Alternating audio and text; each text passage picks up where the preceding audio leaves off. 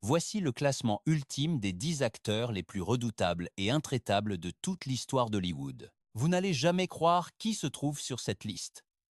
Oubliez tout de suite les muscles gonflés à la salle et les effets spéciaux numériques. Préparez-vous, car la vérité est bien plus brutale que la fiction. Ces hommes ont versé leur sang, se sont battus à mains nues et ont survécu à un véritable enfer sur Terre bien avant de poser le pied sur un plateau de tournage. Certains sont revenus de la guerre, d'autres sont sortis de prison, mais une chose est sûre, ils étaient tous 100% authentiques. Prenez Anthony Quinn par exemple.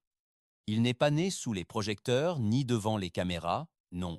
Lui, il est né au milieu des balles qui sifflaient. C'était en pleine révolution mexicaine, alors que les rues étaient inondées de sang et d'odeurs de poudre, qu'Anthony Quinn a vu le jour. Et depuis ce moment précis, la vie n'a cessé de le pousser dans ses derniers retranchements. Lorsque sa famille a fui vers les États-Unis, ce n'est pas le fameux rêve américain qui les attendait à l'arrivée, mais bien une misère noire et brutale. Il a grandi dans les bas-fonds impitoyables de Los Angeles, un endroit où le simple fait de survivre était un véritable travail à temps plein. À peine âgé de 9 ans, il travaillait déjà dur comme boucher, maçon ou encore aide sur les chantiers de construction. Alors que les autres gamins jouaient insouciants, lui transportait des sacs de ciment qui pesaient plus lourd que son propre petit corps. Et quand la nourriture venait à manquer, il enfilait ses gants et montait sur le ring. Il ne le faisait pas pour la gloire, mais pour calmer sa faim. C'est ainsi qu'il est devenu boxeur professionnel. À cette époque, il n'y avait pas de doublure ni de chorégraphie répétée, juste des coups bien réels et une volonté de faire pour ne jamais s'effondrer. Ces combats brutaux ne lui ont pas seulement brisé le nez, ils lui ont forgé l'âme. Quand il a débarqué au cinéma, il n'avait nul besoin de salle de sport. Sa force était brute et bien réelle. Sur le plateau du film Zorba le Grec, il portait des troncs d'arbres gigantesques sur ses épaules. Personne ne le lui avait demandé. Il l'a fait simplement parce que le travail devait être fait. Dans le film Les Canons de Navarone, il a escaladé de véritables falaises à l'âge de 46 ans, sans corde, sans doublure et sans même demander la permission aux assurances. Mais le plus fascinant chez Keane n'était pas son physique imposant, c'était sa dualité. Il était capable de frapper avec la puissance d'un taureau et de pleurer avec la sincérité d'un enfant. Il pouvait éclater de rire bruyamment et, la seconde d'après, vous fixer avec une intensité telle qu'elle vous glaçait le sang, car son corps abritait deux mondes opposés. La brutalité du travail acharné et la sensibilité à fleur de peau d'un homme qui a aimé avec désespoir. Il ne craignait absolument rien. Il n'avait pas peur de montrer sa force dévastatrice, ni d'exposer sa propre vulnérabilité. C'était là sa plus grande arme. Tandis que les autres acteurs avaient besoin de répétition pour avoir l'air humain, Quinn, lui, avait juste besoin de se souvenir du goût salé de la sueur, du poids écrasant des troncs, de la faim qui lui tordait le ventre, se rappeler qu'un jour il était invisible et que malgré tout, il est devenu impossible à ignorer. Anthony Quinn n'était pas un homme qui jouait la force. Il était la force brute elle-même, apprenant simplement à s'adresser à une caméra. Parlons maintenant d'Audie Murphy. Hollywood a connu bon nombre d'hommes réputés pour être des durs à cuire. Certains ont interprété des soldats, d'autres ont fait semblant d'être des héros, mais il n'y en a qu'un seul qui a vécu une histoire tellement brutale et impossible que même le cinéma n'a pas osé la raconter dans son intégralité. Il s'appelait Audie Murphy, et sous ce visage juvénile et paisible se dissimulait une véritable machine à tuer. Il avait à peine 10 à 7 ans lorsqu'il a falsifié son âge pour s'engager dans l'armée. Il était maigre, petit, ne pesait que 50 kilos, et personne n'aurait parié un centime sur lui. Pourtant, 2 ans plus tard, il deviendrait le soldat le plus décoré de toute l'histoire des États-Unis. Les chiffres sont tout simplement effrayants. Il a éliminé plus de 240 ennemis. Il a survécu à des explosions dévastatrices, à des tirs croisés intenses et à des blessures sanglantes. Il ne s'est jamais arrêté, il n'a jamais reculé. La scène la plus brutale de sa légende semble tout droit sortie d'un film de science-fiction. Face à un char d'assaut en flammes, et complètement seul, il a résisté à l'attaque d'une compagnie entière de soldats allemands. Il a saisi la mitrailleuse du char détruit et a tiré jusqu'à épuiser ses dernières munitions. Malgré de graves blessures, c'est lui qui a mené la contre-attaque qui a fini par anéantir l'ennemi. Sa récompense pour cet acte de bravoure fut la prestigieuse médaille d'honneur. Sa réponse fut un silence gêné. Il ne s'est jamais considéré comme un héros. À son retour au pays, la gloire l'a rattrapé et son visage s'est affiché en couverture du magazine Life. Les studios de cinéma l'ont immédiatement contacté, mais personne ne pouvait croire que ce jeune homme tranquille, au visage de poupon, qui semblait sortir du lycée, était le tueur légendaire dont parlaient les rapports militaires. Il a tourné dans L'Enfer des Hommes, un film autobiographique, mais les producteurs ont été obligés d'édulcorer les faits réels. Ils affirmaient que personne ne croirait ce qu'Audi avait réellement accompli.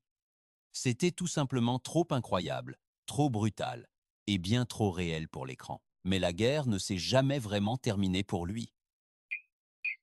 La nuit, il revivait les combats, trempé de sueur, il hurlait et dormait avec un pistolet chargé glissé sous son oreiller. Sa femme, terrifiée, racontait souvent.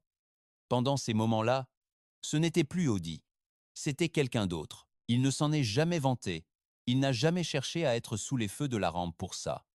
Il préférait de loin les rôles simples, romantiques ou même comiques. Mais il suffisait d'un seul regard face à la caméra pour le ressentir. Cet homme avait vu l'enfer de ses propres yeux et en était revenu. Il avait dû tuer pour survivre et il portait ses cicatrices invisibles avec une lourdeur que personne d'autre ne pouvait comprendre. Dans une industrie saturée de faux muscles et de scénarios héroïques bidons, Audie Murphy reste le seul acteur qu'on a dû censurer parce qu'il avait été tout simplement trop courageux. Il n'avait nul besoin de jouer la comédie.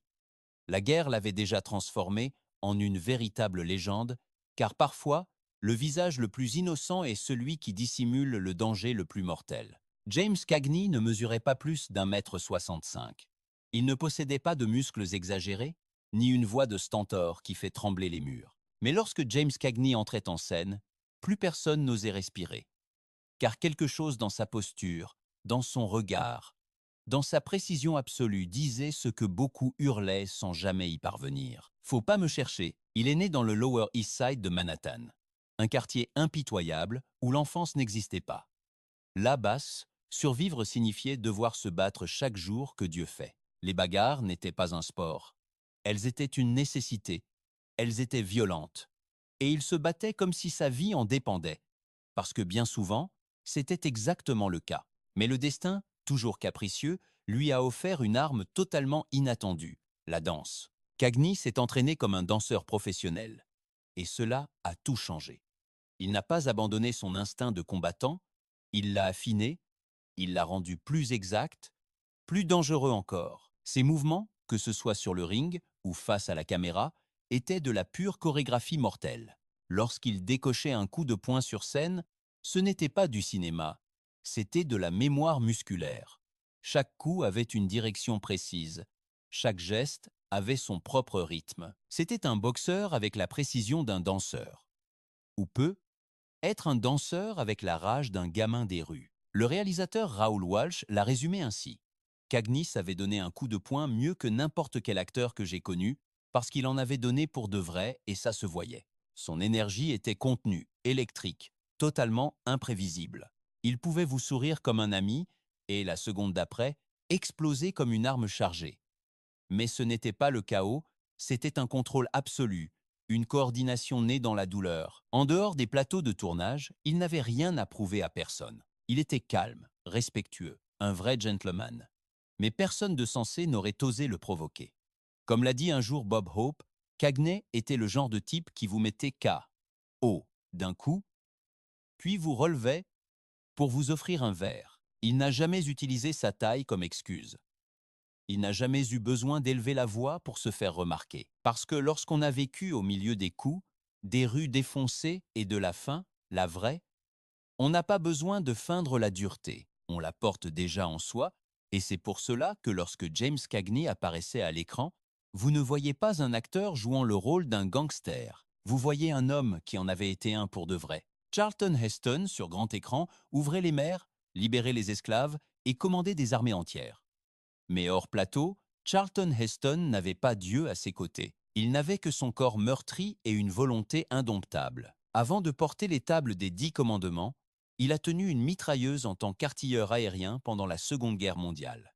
Il a servi dans le ciel du Pacifique, non pas comme un symbole, mais comme un homme au milieu des balles, du fracas et de la peur réelle. Il a appris la discipline, l'endurance et le silence de ces hommes qui ne revenaient jamais.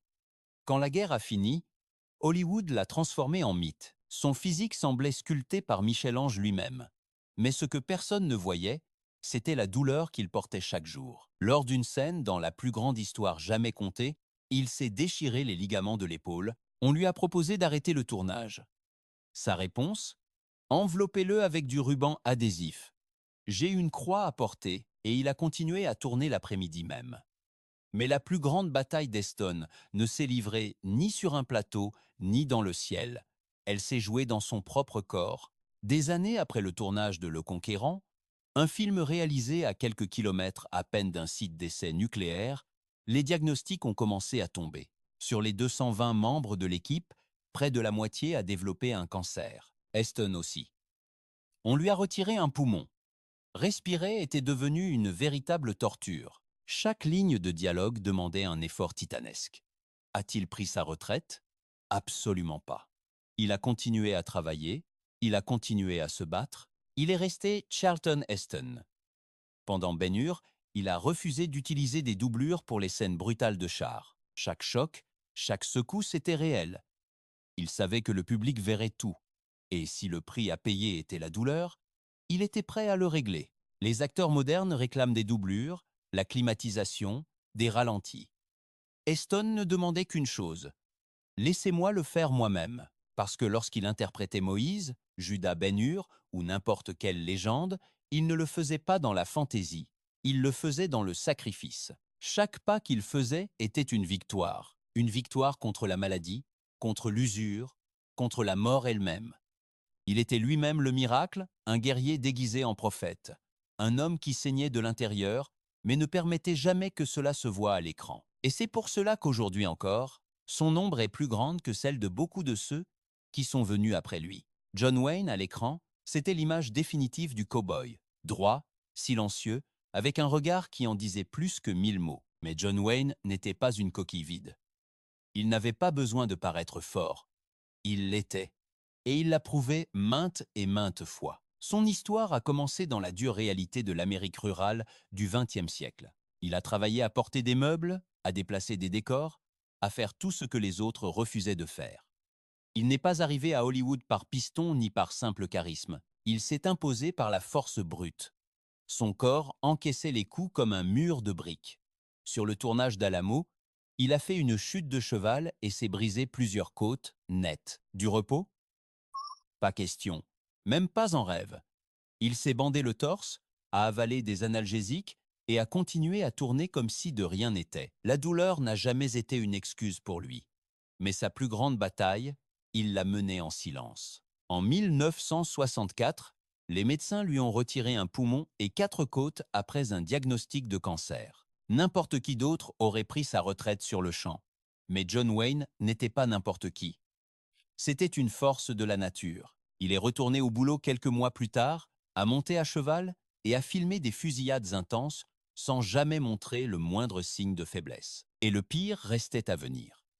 Pendant le tournage du Conquérant dans le désert de l'Utah, toute l'équipe a été exposée aux radiations mortelles des essais nucléaires. Plus de 90 personnes ont développé un cancer, y compris Wayne lui-même. C'était une véritable hécatombe. Lui aussi a été touché. Et même si c'est probablement ce qui l'a tué des années plus tard, il ne s'est jamais plaint. Jamais il n'a utilisé ça comme une excuse. Quand un réalisateur a osé lui proposer une doublure pour une cascade risquée après son opération, Wayne l'a foudroyé du regard. Soit je fais mes scènes moi-même, soit tu engages quelqu'un d'autre. Ce n'était pas une réplique de scénario, c'était sa façon de vivre, tout simplement. Même ses rivaux politiques le respectaient pour une seule et unique chose, son courage physique inébranlable. Kirk Douglas, qui n'était d'accord avec lui sur rien, l'a dit clairement: je ne partage pas ses idées, mais je l'ai vu encaisser des trucs qui auraient envoyé n'importe quel autre type direct à l'hôpital. Parlons maintenant de Steve McQueen. Dans un Hollywood rempli de faux-semblants et de costumes de créateurs, Steve McQueen débarquait couvert de poussière, d'essence et de vraies cicatrices. Il n'avait pas besoin de jouer les rebelles, il l'était vraiment. Abandonné par ses parents, il a grandi au milieu des abus, des foyers brisés et des maisons de correction qui ont essayé de le dompter, sans succès. À 14 ans, il vivait déjà dans la rue. À 10 à 7 ans, il s'est engagé dans les marines, cherchant de la discipline ou peu, être une guerre qu'il pourrait comprendre mieux que l'amour. Il a été arrêté, il a été tabassé à plusieurs reprises, il a passé 41 jours au trou, dans une prison militaire. Pas par faiblesse, mais parce qu'il refusait d'obéir aveuglément. Mais un jour, le chaos lui a offert une chance de se racheter. Pendant un entraînement dans l'Arctique, un véhicule blindé est tombé à l'eau. McQueen a plongé sans réfléchir et a sauvé 5 de ses camarades de la noyade. Le gamin rebelle avait prouvé qu'il avait bien plus que du cran. Il avait l'instinct d'un véritable chef. Quand il est arrivé à Hollywood, il n'a pas laissé le danger derrière lui. Il en a fait sa marque de fabrique. Chaque cascade était la sienne. Chaque explosion, chaque saut impossible, chaque accident de voiture. Sur le tournage de La Grande Évasion, il a voulu tout faire lui-même, même ce fameux saut en moto que les producteurs lui ont littéralement interdit de tenter. Dans la canonnière du Yangtze, il a failli se noyer pour de vrai. Dans la tour infernale, il a insisté pour entrer lui-même dans les flammes. Pas par ego, mais parce qu'il voulait que ce soit authentique. Les assureurs tremblaient, les réalisateurs le suppliaient, mais lui, il se contentait de sourire et d'appuyer sur l'accélérateur. Et quand il ne tournait pas, il participait à des courses professionnelles sous des faux noms, sur des pistes mortelles. Une fois, il a même couru avec un plâtre au pied, et il a fini deuxième. C'est juste incroyable. Il était plus rapide avec une jambe cassée que des pilotes avec leurs 2 jambes valides. Mais derrière le cuir, les lunettes noires et cette froideur apparente, il y avait autre chose. Quand il a appris que son nom figurait sur la liste des cibles de Charles Manson, il n'a pas pris de garde du corps. Il a juste commencé à porter un magnum chargé sur lui tout le temps. Chez lui, sur le plateau, dans les soirées, ce n'était pas de la paranoïa, c'était de la préparation pure et dure. Sa doublure cascade ne bossait presque jamais. Le gars disait lui-même que Steve était meilleur que la plupart des professionnels. Parce que McQueen ne faisait pas semblant d'être intrépide, il était accro au danger. C'était un homme qui vivait chaque jour comme si c'était le dernier. Il est parti jeune, à peine 50 ans, et il a perdu sa dernière course contre le cancer. Passons à Charles Bronson. Avant les rôles de justicier, avant les balles à l'écran, Charles Bronson connaissait déjà l'obscurité. Pas celle d'un plateau mal éclairé, mais celle des mines de charbon. Il y bossait dès l'âge de 10 ans, à des centaines de mètres sous terre, à respirer de la poussière noire et à se briser le corps pour quelques centimes. Il était le 11e d'une fratrie de 15 enfants, né dans la misère la plus totale de Pennsylvanie. La pauvreté n'était pas une passade, c'était son quotidien. Et cette misère l'a sculpté comme un bloc de granit. Jamais une plainte, jamais une larme, juste de l'endurance pure. Quand la Seconde Guerre mondiale a éclaté, il a troqué la suie des mines contre le feu de l'ennemi. Il a servi comme mitrailleur de queue sur des bombardiers B-29, affrontant des tirs aériens intenses au-dessus du Japon. Il a même été blessé au combat. On lui a décerné la Purple Heart, mais quand il est rentré au pays, il n'y a pas eu de tapis rouge. Juste encore plus de dur labeur qui l'attendait. Cuisinier, ramasseur d'oignons, boxeur à ses heures perdues, c'est comme ça qu'il a atterri à Hollywood.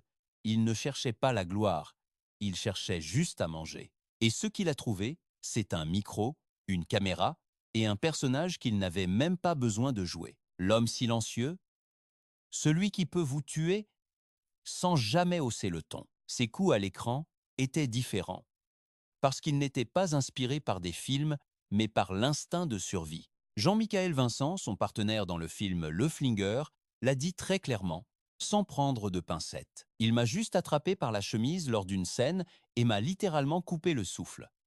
Il ne jouait pas la comédie, c'était du sérieux. Après la sortie d'un justicier dans la ville, des rumeurs ont commencé à courir disant que la mafia lui avait envoyé des menaces de mort. Sa réaction? Il a simplement rigolé. Il a dit « J'ai vécu trop longtemps. J'en ai trop vu. Ça ne me fait pas peur. » Charles Bronson ne jouait pas au dur. Il était le dur. Il arrivait, faisait son boulot avec une précision chirurgicale et disparaissait aussitôt. Pas d'ego, pas de grands discours, juste un regard d'acier et une présence bien réelle. Quand il parlait, si tant est qu'il parlait, ses phrases étaient tranchantes comme des lames de rasoir, mais la plupart du temps, il ne disait absolument rien. Et c'est ça qui le rendait encore plus terrifiant, parce que celui qui n'a pas besoin de crier a probablement déjà fait hurler les autres. Charles Bronson n'avait pas besoin de costume, pas besoin de maquillage. Il était déjà le personnage, n'importe lequel, tous, parce que sa vraie vie avait été plus dure, plus cruelle et plus intense que n'importe quel scénario. Lee Marvin. Certains acteurs étudient comment marcher comme un soldat. D'autres s'entraînent à avoir le regard d'un tueur. Mais Lee Marvin, lui, n'avait pas besoin de cours. Il avait tué pour de vrai, il avait saigné, et il avait survécu à l'enfer. Avant même qu'un réalisateur ne prononce son nom, il portait déjà une cicatrice qui ne cessait jamais de le faire souffrir, causée par une balle de mitrailleuse. Elle lui a traversé le dos pendant la terrible bataille de Saipan, l'une des plus sanglantes du Pacifique durant la Seconde Guerre mondiale. Elle lui a carrément sectionné le nerf sciatique. Depuis ce jour-là, il marchait en boitant légèrement. Mais vous ne le voyez jamais à l'écran. Il la dissimulait, pas par fierté, mais par habitude. Il a été décoré du Purple Heart, mais il n'en parlait pas. Il ne cherchait pas la gloire, parce que Marvin comprenait ce que peu de gens à Hollywood saisissaient. La vraie violence n'est pas épique, elle est sale, elle est rapide, elle est silencieuse, et c'est comme ça qu'il jouait. Alors que d'autres surjouaient la douleur ou la peur, Marvin restait parfaitement immobile. Il regardait, il calculait. Il savait que les vrais hommes dangereux ne crient pas, ils observent. Et quand ils frappent, c'est définitif. Dans Les 12 salopards, le point de non-retour ou au-delà de la gloire, il interprétait des soldats ou des tueurs. Il était simplement lui-même en train de se souvenir. Les techniciens sur le plateau remarquaient qu'il bougeait différemment de tous les autres. Il avait l'économie de mouvement de quelqu'un qui avait déjà été là basse, qui savait déjà quoi faire si quelqu'un tombait ou si les balles arrivèrent de face. Une fois, lors d'un tournage dans l'Oregon, il s'est battu avec plusieurs bûcherons dans un bar. Ils étaient plus nombreux, ils étaient costauds. Il les a affrontés sans peur. Le lendemain, il est arrivé sur le plateau avec des bleus sur le visage et un sourire tranquille. Il n'a même pas mentionné ce qui s'était passé. Ses collègues le respectaient énormément. Certains le craignaient, même un peu, pas parce qu'il était agressif, bien au contraire, mais parce qu'ils savaient que si un jour il décidait de devenir sérieux, personne ne pourrait faire grand-chose. Lee Marvin n'a jamais cherché à être une star. Il n'a jamais réclamé d'attention. Sa présence était une menace silencieuse, un rappel que tout le monde à Hollywood ne sortait pas des écoles de théâtre. Certains venaient de vraies tranchées, avec du sang sur les bottes et la mort en mémoire. Et quand ils regardaient la caméra, le silence disait tout. Robert Mitchum. Il y avait quelque chose dans son regard mi-clos, mi-défiant, qui hypnotisait et terrifiait en même temps. Il ne semblait pas jouer, il ne semblait pas faire d'efforts, et c'était ça le plus inquiétant, car derrière ce visage fatigué se cachait une vie marquée par la poussière, la prison et les coups de poing. Avant d'arriver au cinéma, Robert Mitchum était déjà une légende de la rue. À 16 ans, il a été incarcéré dans une chaîne de forçats en Géorgie. Son crime? Le vagabondage. Sa jeunesse a été une fuite constante. Il s'est enfui de chez lui, il a traversé les États-Unis. En sautant dans des trains de marchandises, il a dormi sous les ponts, creusé des fossés, extrait du charbon et boxé sous de faux noms pour quelques dollars. Pour Mitchum, la vie n'a jamais été un drame. C'était une bagarre au sens propre. Quand ils l'ont finalement découvert à Hollywood, il n'a pas essayé de paraître différent. Il n'a changé ni son accent, ni sa posture, ni son attitude. Il s'est contenté d'être lui-même et c'était suffisant, plus que suffisant. À l'écran, il ne jouait pas. Il était d'un naturel si troublant que les réalisateurs ne le dirigeaient pas. Ils allumaient juste la caméra et priait pour qu'il ne frappe personne. Il a été arrêté pour possession de marijuana en 1948, à une époque où cela signifiait la fin d'une carrière. Sa réaction? Il a haussé les épaules, a purgé 60 jours de prison et en est ressorti plus célèbre que jamais. Pas d'excuses, pas de larmes, pas de relations publiques, il est juste retourné au travail. Un journaliste lui a demandé un jour quelle était sa technique d'acteur.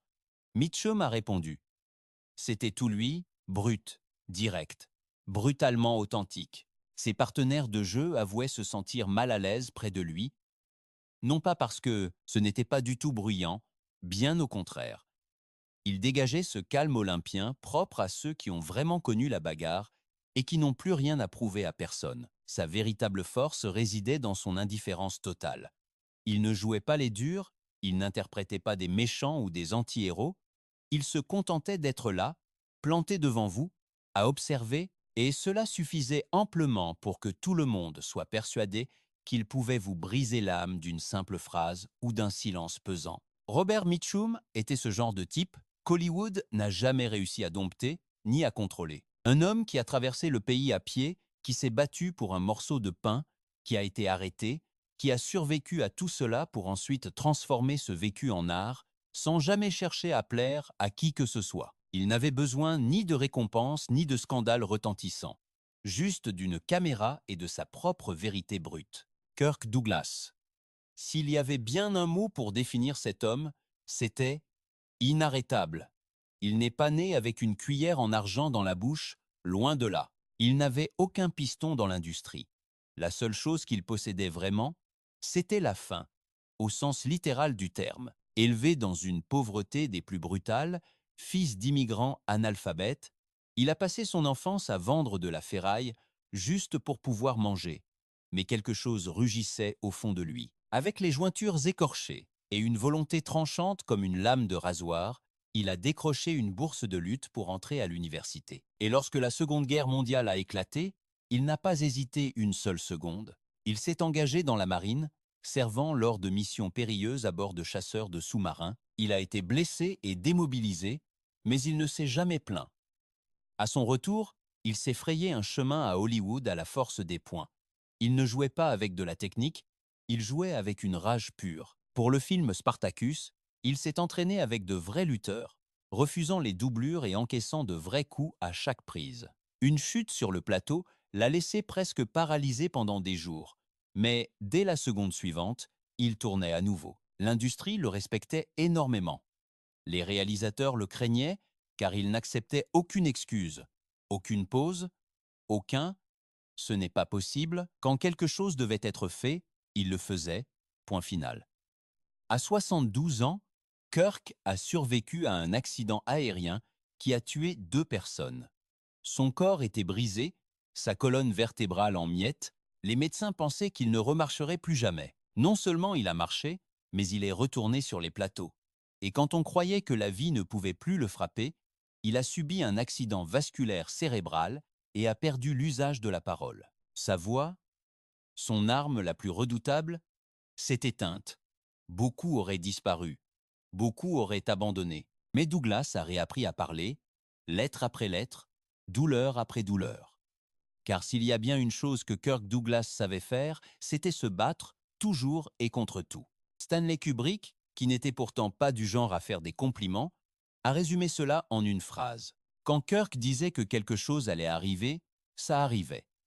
De cette volonté qui ne se brise jamais, celle qui vous relève quand tout fait mal, celle qui ne joue pas la comédie, mais qui vit vraiment, Ernest Borgnine avait un visage qui semblait sculpté dans le ciment, un rire râpeux comme du papier de verre et une histoire qui sentait la poudre, l'huile de moteur et le sang séché. Avant même de mettre les pieds sur un plateau de tournage, Ernest Borgnine avait déjà traversé l'enfer sous l'uniforme militaire. Il a été marin de combat dans la marine américaine pendant plus de 10 ans, couvrant toute la durée de la Seconde Guerre mondiale. Ce n'était pas un officier élégant, c'était un véritable ouvrier de la guerre. Il récurait les ponts, réparait les moteurs, chargeait les bombes et survivait au milieu du fracas assourdissant des canons. À son retour au pays, ni la gloire ni la fortune ne l'attendaient, seulement le chômage. Il a travaillé comme portier, magasinier, mécanicien, jusqu'au jour où, presque par accident, il a découvert que le théâtre était son nouveau champ de bataille.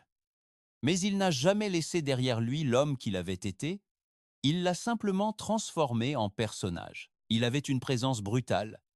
Il n'avait pas besoin de crier pour intimider. Son regard suffisait, sa démarche lourde, sa voix qui frappait comme un marteau. Dans Tant qu'il y aura des hommes, il semblait né pour la violence. Dans La horde sauvage, il bougeait comme un vieux loup qui avait déjà tout vu.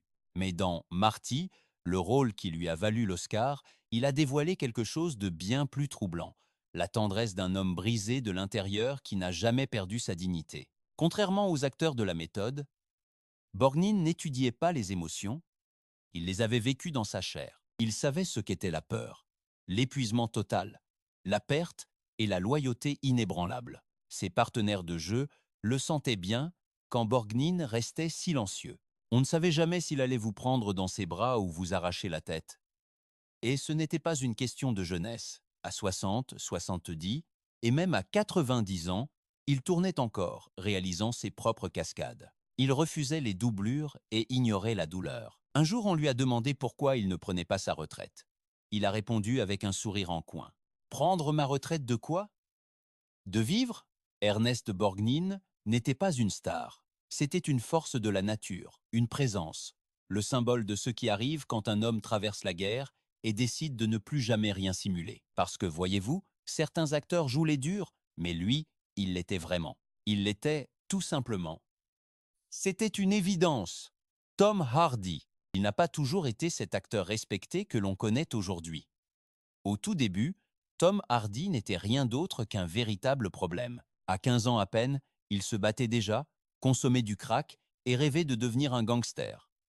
Il a été arrêté pour possession d'armes. Il a enchaîné les cliniques de désintoxication, les hôpitaux et les ruelles sombres. Et lorsqu'il a fini par toucher le fond, il ne restait plus rien en lui, à part une rage pure et la peur.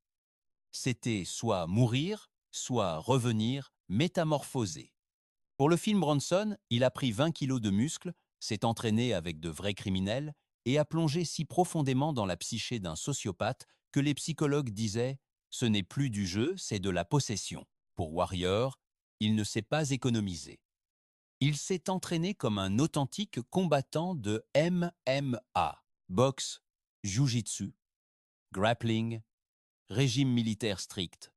Son but n'était pas d'avoir l'air fort, mais d'être réellement fort. Les coups que vous voyez à l'écran ne sont pas conçus pour être esthétiques, ils sont faits pour faire mal, pour infliger de vrais dégâts. Et quand est venu le moment de tourner The Dark Knight Rises, on lui a proposé des doublures pour les combats. Hardy les a regardés comme s'ils étaient invisibles. Il s'est dit « Si Bane doit briser Batman, alors je dois d'abord me briser moi-même. » Alors il a tourné chaque scène, chaque saut, chaque impact avec son propre corps, se brisant des côtes et des muscles sans jamais s'arrêter. Hors caméra, il n'était pas tranquille non plus. Il était imprévisible, sauvage, intense.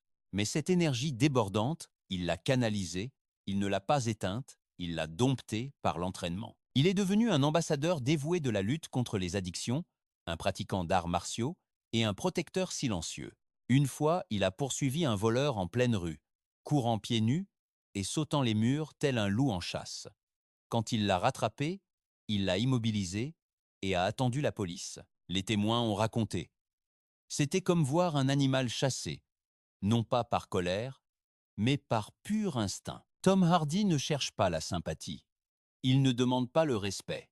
Il le gagne à la sueur, au coup, à la discipline, car il sait ce que c'est d'être faible, accro, détesté et d'avoir survécu à tout ça. Une fois, il a pris en chasse un voleur en pleine rue, courant pieds nus, franchissant les murs comme un loup en chasse.